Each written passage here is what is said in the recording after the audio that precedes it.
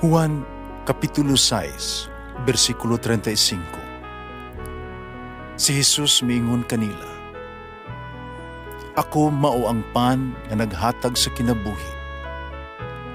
Ang muari kanako dili nagayod gutumon, ug ang mutuo kanako dili nagayod uhawon."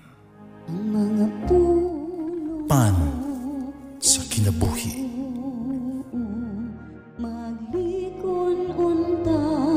Sa mong pagtuo o gagakakabi sa pagtuman sa imong mahal nga kasuguan.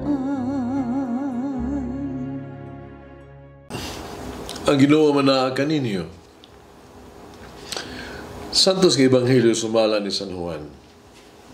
Mingon si Jesus ngadto siya mga tinun-an. Sultihan ko kamo, maghila kamo o magbinatay, apan malipay ang kalibutan. Mag-uol kamo, para maghimong kalipay ang inyo sa kag-uol. Kung ang usa ka babae, hapit na mga anak, mag-uol siya kay miabot naman ang iyang takna sa pag-antos. Apan, inikataw sa bata, malimot siya sa iyang mga pag-antos. Kaya malipay man siya na natawa na ang usa ka bata. Usab kini ay may tabo kaninyo. Karon, mag-uol kamo. Apan, magkikita ra ako kaninyo pag-usab. Ug malipay unya kamo pag-ayo. Kalipay nga walay makaagaw gikan kaninyo. Inig-abot niya atong adlaw, dili ko mangayo kanako bisag unsa. Sultihan ko kamo, ang Amahan mohatag kaninyo bisag unsay inyong pangayoon kaniya sa akong ngalan. Ang Ebanghelyo sa Ginoo. Pasalamati ang Ginoo kay siya maayo, ang iyang gugma mulungtad hangtod sa kahangturan. Pasalamati ang Diyos sa tanang mga Diyos, ang iyang gugma malungtaron. Pasalamati ang Ginoo sa mga Ginoo, ang iyang gugma malungtaron.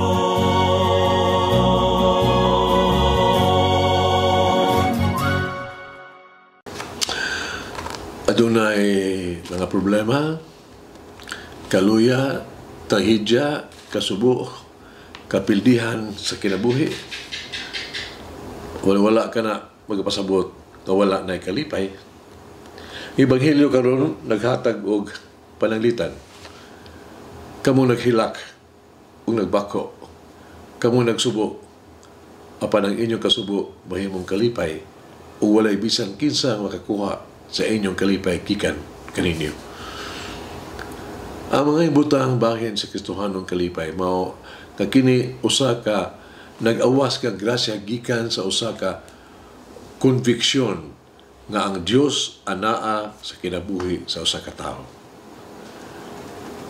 Ang Francis nga filosopo, si Teilhard de Chardin, kung nakaila mo, nag-ingon nga ang kalipay kuno mao ang dili masayop nga timaan sa presensya sa Dios. Happiness, presence of God. Sign of the presence of God. Sa mapaagi, ang usa ka Irish nga Blessed Dom Columba, no? Marmion, nag-ingon, ang kalipay mao ang landlog, no? Sa kinabuhi sa Dios. Tawag to God, the voice of God, loud voice of God. Sulod sa itong kasing-kasing. Ang usa ka tao, sama sa kamadre, no? Kung masulubon, kung magsulob siya sa usa ka naw nga masulubon, ingon nga murag ingon mga bagong nabalo na byuda, dili makaangkon nga siya adunay Kristo sa iya kinabuhi. A sad man cannot claim that God is in his heart. Ang kalipay sa pagbaton ni Kristo, usa ka dili ikalimod nga panghitabo o dili matago o makontrol. Ang usa nga dunay Jesus sa iyang kinabuhi, O sa katao na ang Ginoo siyang kinabuhi.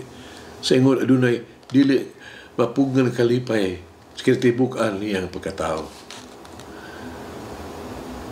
Ang English anchoress, Julian Norwich, nag-ingon, ang kahigpitan sa kalipay mao ang pagtan-aw sa Dios sa tanan. Now, the perfect happiness is to see God eye to eye, to be able to see God. Kano sa katao, no, sa iyang kinabuhi, komplikado na iyang relasyon, dili may relasyon ngadto sa Dios. Siya makalimot na sa pagigsulti kaniya sa ordinaryong paagi, sama sa pagigsulti nimo sa imong isig katao, like a friend. No? Muna nga si Jesus din ang personal nimo. Muna siya, ibutang nimo siya gitog to pedestal ba, nga mura bag imong ludhan. Dili na nimo siya daw sama nga uban ka nimo adlaw-adlaw. Nga maminaw sa imong mapadayag nimo imong kalipay o kabalaka. Ang tinuod nga kalipay nagikan sa yanong pagbaton ni Kristo matag adlaw sa gagmay mga detalye sa ato ang kinabuhi. No? Sa opisina, sa laboratorio, sa eskwelahan, sa kusina, sa matag dapit diin kita pagigsulti kaniya. Dito kita makakaplag og kalipay sa pagiguban kaniya. See God in little things. No? Sa buhaton nato. Ang kalipay nagagamot diha sa lahom. No? May gugmaong relasyon diha sa Dios. Mahimol kini kung related ta ang Ginoo nato sa kasing-kasing.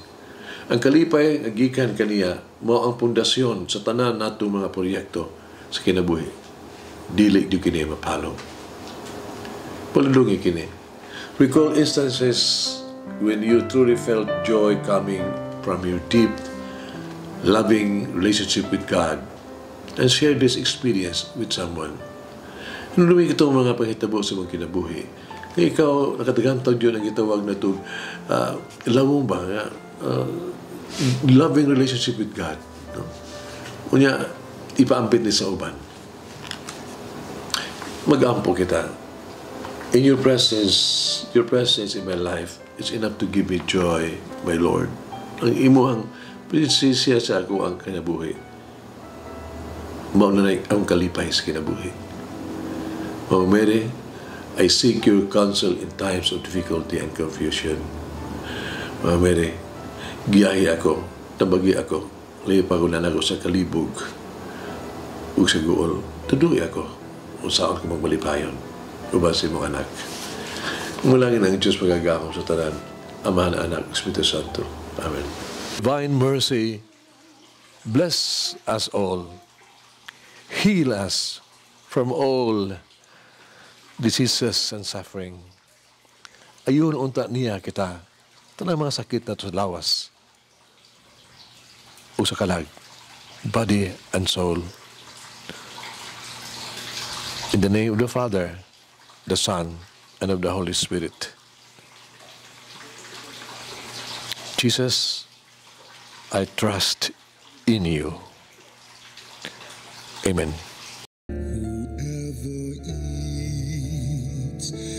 Bread of life will never hunger, says the Lord. Kay galaan inyong nabati ang pagpaambit ug hamubong pamalandong sa pulong sa Dios pinaagi sa tulumanon pan sa kinabuhi nga gidumala ni Monsignor Daddy Silva. Hangtod na usab sa sunod higayon, daghang salamat.